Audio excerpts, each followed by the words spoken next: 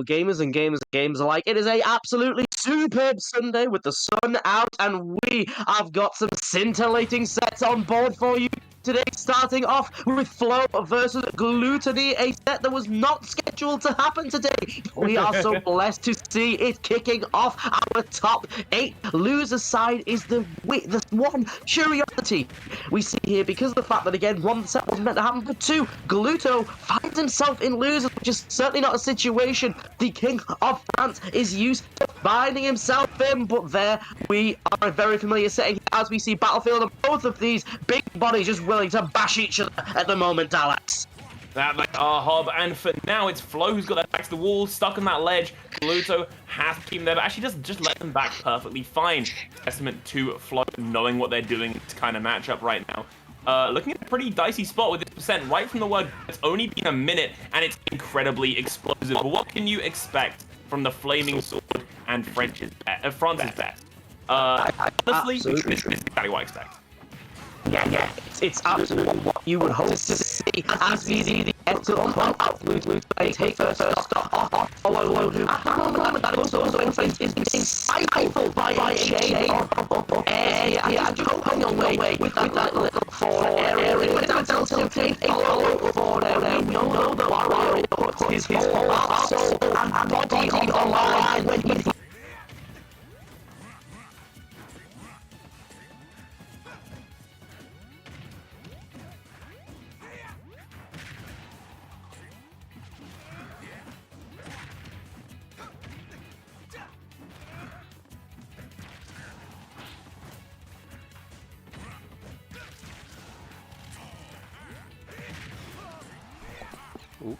sorry about that, production here, just trying to fix that mic issue. Not quite sure what went on there. Great start there. Any second now, that might work. If commentators can speak.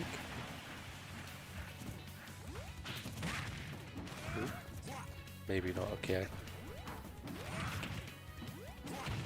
I think I just have to re-add something on OBS. Yeah, sorry about this. That's the joys of online, online commentary. Sometimes there is issues.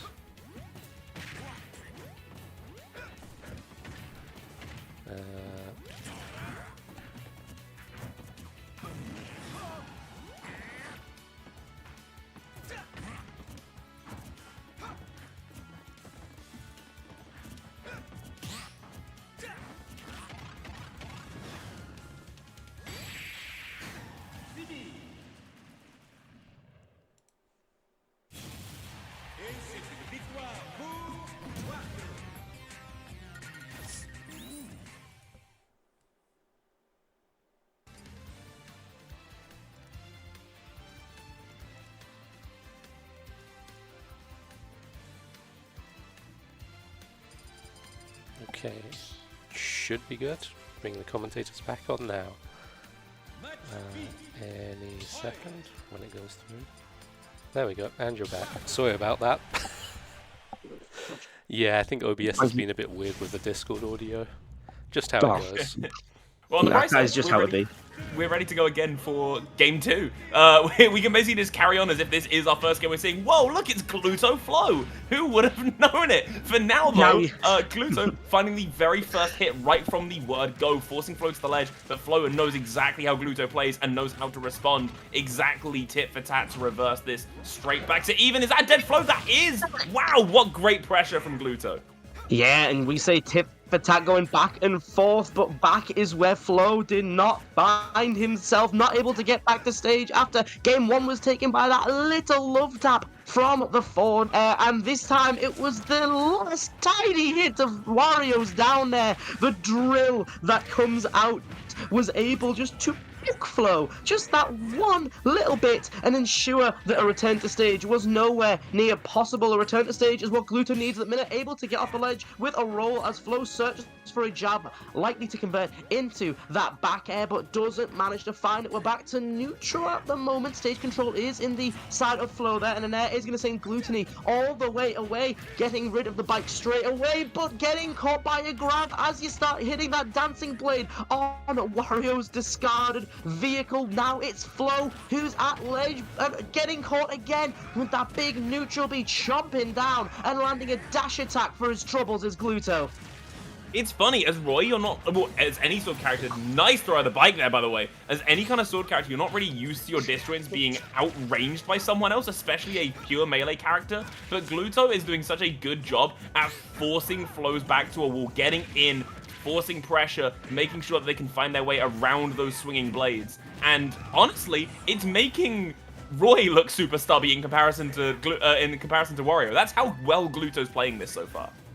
It's absolutely just peculiar, yeah. We expect the stubbiness of Wario's very form to, like, not pay dividends in this matchup when you've got a big blade bearing into you. But as we see here, Glutonny just able to completely control proceedings. They're using that bike expertly and waiting for an F tilt. Instead, it's a neutral B from Roy that's found. Instead, and there we go, great conversion into a sweet spot up air, Dalax. Yeah, lovely swing of the blade there to take Gluto's stock away, and all of a sudden, for the first time I believe this set, Gluto's forced to this back foot. Flo has that momentum, literally flowing with the game, and Gluto's the one that's having to swim up current against them. So Flo's just going to keep them battered up towards the air as much as they can. That grab is really nice for Gluto, because not only does it heal, not only does it do damage, but it also charges Waft, and Flo lives on after that dash attack. Gluto has got a bit of a mountain to climb. Using every available option there to secure the return to stage here, and Gluto needs to use any available option to secure the stock, and the back air was what was used, tempting Flo all the way to ledge off the back of a down tilt tech chase, letting Flo just run straight into him. And when the F smash was ripped the wrong way, things turned very sour for Flo, and they've only got throw in a taunt because you can, because you know that your opponent now has that fear of Wario's most potent, most punishing, and most deadly option, which is on deck, Dalax. Yeah, what a rude thing to do mid-stock, but Gluto obviously more than happy to do it. Flo is in a dicey spot, considering the fact that they've been up this whole game, considering the fact that one more hit will do it. They just can't seem to secure any of these sweet spots they need to kill a 150% Wario, but that back air is gonna be the one that does it. Gluto drops that final stock. It's 1-1. For a matchup that looked incredibly rough game one, for one that made it look like Flo was drowning in the oncoming storm that was Glutonny, all of a sudden, it's doable. It's not even just doable, it's winnable for Flo, and I am very much here to see how this develops. That was... You just cannot beat a falling up air, can you? On any of these sword characters in Super Smash Bros. Ultimate, a falling up air is guaranteed to lead to something superb, and there it was, the sweet spot strike that Flo needed to, as you say, just secure a game which, at the start of proceedings, certainly looked as if they weren't going to go entirely favorably for Fire Emblem's finest here, locking in the exact same characters as would be expected. Flo has taken the Roy through a rather tumultuous bracket, having to best the likes of Lancelot, who's also using Roy in the Ditto to get to this position here against Glutonny, and taking full advantage of the fact that it's the big stage. Glutonny's going to be playing his finest. Let's see if you can continue to capitalize and use the kit of this superb character. Once again, there we go, the reverse up air into a back air, and extending with 2 forward airs in a row. The sweet spots have landed at times, but other times it's been okay just to land those sour spots, because they've been launching just enough to continue this combo. There we go, the down tilt, and really the roll that time. A ginormous F smash. It wasn't found last game, but it wasn't really needed. But here, Alex, it's been used to secure an incredibly early lead. That it is. Gluto on the back foot again. All of a sudden, for a set that was incredibly dominant for them game one, all of a sudden it's looking a hell of a lot more bleak. Flo is in their element, and I'm very much here to see it. One thing that I did want to note as well is, let it be as a message for learning from chat, and for us as commentators, and for Gluto in the game. Do not taunt against someone who is good enough to punish you for said taunt, and use the annoyance of you taunting on them to flip a massive comeback. Just don't do it. It isn't worth it. I don't think it is. Absolutely not. You know, you sat there like, I'm safe as houses here. I can do anything I fancy. I'll throw in a taunt, and oh, I've lost that game. It is the absolute epitome of taunt into get bodied, and bodied is once again what Gluto almost got there off the back of a sweet spot. Now of all things, expending a half whack there, meaning it's not going to be as big a factor at the end of this game, but just wanting to secure that kill, get some sort of momentum going here. You are one sweet spot away from being sent packing again and giving Flo a 2-stock advantage. Fading in there with the reverse up air, wants a jab and manages to call out an air dodge with a drop through sweet spot up air, and the spot that Flo finds himself in now is incredibly sweet. That it is. Flo finds the way in, gets a lovely couple of hits. One more could keep Gluto in that blast zone, but Gluto does use that bike for expert recovery, not riding high to the point where Flo can punish, but going low to the point where Roy could not go down to meet you. Gluto does as well use that to kind of force us back to neutral, which is nice, but Flo has got that extra stock in the tank, can afford to play more recklessly, but it's all doable. We all know Wario, we all know how quickly stocks can vanish, so it really is anyone's game, which kind of sucks to say when one player is a full stock up on another, and Gluto's almost in the blast zone. I still don't think this game's over yet. You certainly can't count out a player the caliber of Gluto, who finds a way to utilize Wario's less than favourable smash attack, the up smash there, to manage to land a ginormous hit. Not big enough to take a stock yet, though, and secure even footing in terms of how many stocks are left. It's just that up air that Flo keeps going for, looking for some big hit, which Roy certainly isn't lacking to take this stock. And it's kind of strange, the fact that Flo, despite feeling like so dominant for a lot of this game, beautiful down air by the way there from Glutonny, it kind of seems like he's scrambling just that little bit, wants to secure the game before things get out of hand. Obviously whack was expended earlier, but it will be back in force. But that was not the case for this game. Once again using that tried and true up air sweet spot to secure game 2 here. Yeah, a nail biter so far. I could see us going to game 5, but time will tell as Flo is up. Not a thing that I think I would have been saying after seeing the first game of this set, but Flo is looking really comfortable. Live adaptation beamed to your eye holes in real time as Flo has figured out Gluto's game plan, has figured out where it was going wrong, and is now working around it like a pro. And here we are straight back again to small battlefield. Who would have thought it? Two top players going to a perfectly flat stage with two platforms equidistant apart from the middle of the stage. Yeah, it's, you know, that's a brand new one, I think, you know? It's not PS2, but, you know, it'll do. It's alright, and alright is certainly not the standard that Glutonny wants, and alright, ninth upon what, 7th place finish is not on the cards here. Glutonny wants to secure this next game, hopefully secure the set, and secure a further place in the bracket, but Flo is fearlessly fighting, flashing the flames that Roy brings to try and secure another game here. It's even-ish, just that little bit more percent on Flo at the moment, but the ledge situation is going to make it pretty dicey. Getting back through and using that fading up air again. That time though, Glutonny was ready for it and parried, but just landing with it there and able just to back Glutonny off, re-establish that neutral, and great air dodge to keep things from spiraling. Oh my goodness, I wasn't quite sure what had happened there, but that neutral B extended Roy's hurt box just that little bit so that Glutonny was able to punish with an F-tilt Dalax. And that it was Dragon Ball moment, and Gluto is alive on a wing and a prayer. Nothing but duct tape and silly string keeping him alive as Flo finds that F-tilt burning through the aforementioned objects and taking Gluto's first stock of the set. And it's a critical one. If Gluto drops 2 more stocks before they can take 2 more from Flo, that's curtains on their run, which is an insane thing to say as we've only just ended top 8. But keep in mind, this is a loser's side set. It's all to play for. Their lifelines are on the line. Yeah, here we are back to neutral again in this critical game for Glutonny, just using the aerial mobility expertly there to try and just force Flo into an unfavorable position. They're air dodging again expertly. Flo not quite able to punish once again. We've seen that a couple times now, and we've also seen that down air a couple of times as well. This time being used to take a stop away from Flo, who's just been grabbed, and there we are converting expertly off of that multi-hit nair, landing both baps that it does give you, and avoiding a dancing blade with an expert parry. It feels as if Gluto has flipped a switch. That switch being, I'm just going to start parrying now. now. I'm going to start playing around your range so expertly, and yeah, you might land a few swings on me, but right now, I'm in the driver's seat. I'm at ledge. Fair enough, but I'm still cooking up something dastardly down below, and the down B will seal things out off of anything right now. Will Gluto be able to find it?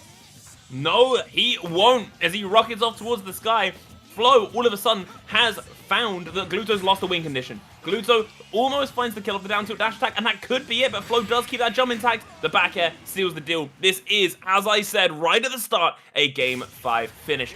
Flo has adapted incredibly to Gluto. Gluto's just done it back. These are two evenly matched powerhouses of their characters and their country, as we are about to go into Game 5.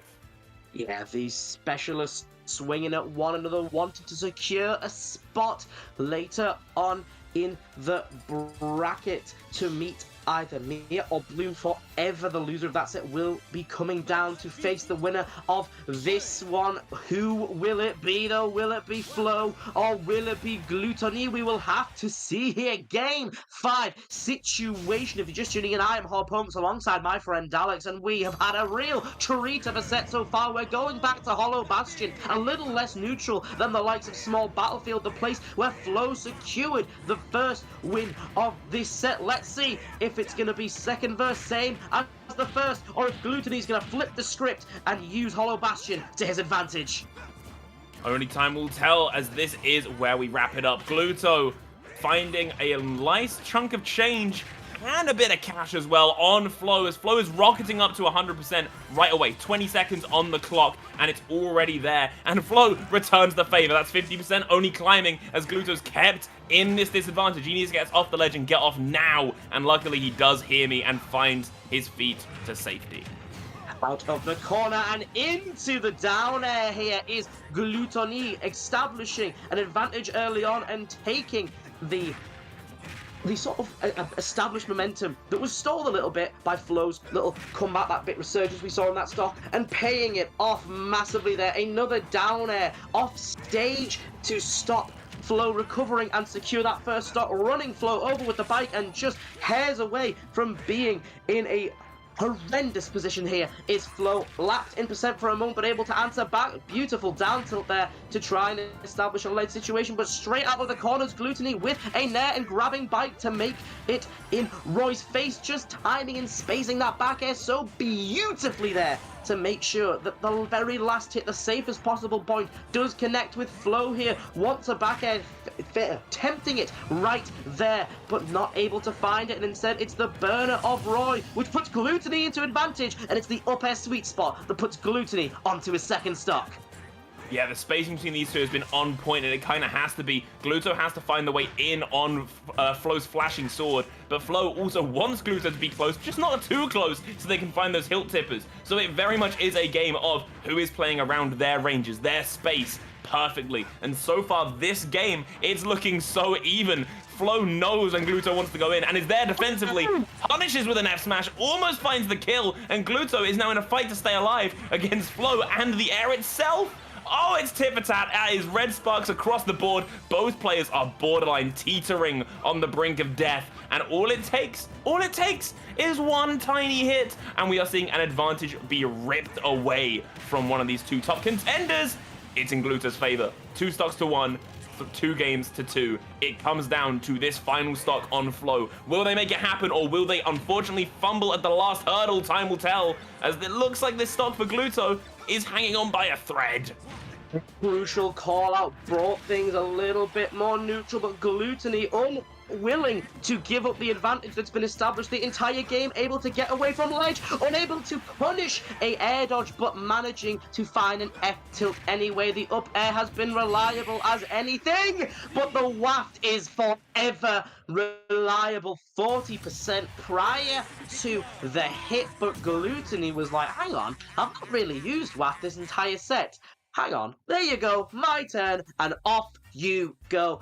Flo, the insane run that Flo has gone on, making it all the way to this top 8 scenario is unfortunately going to finish here, falling to Glutonny, the best player in France. What a massive set that was. We saw back and forth and back, the swinging of momentum like a pendulum, but ultimately the pendulum proved a bit too weighty to swing back for Flo there.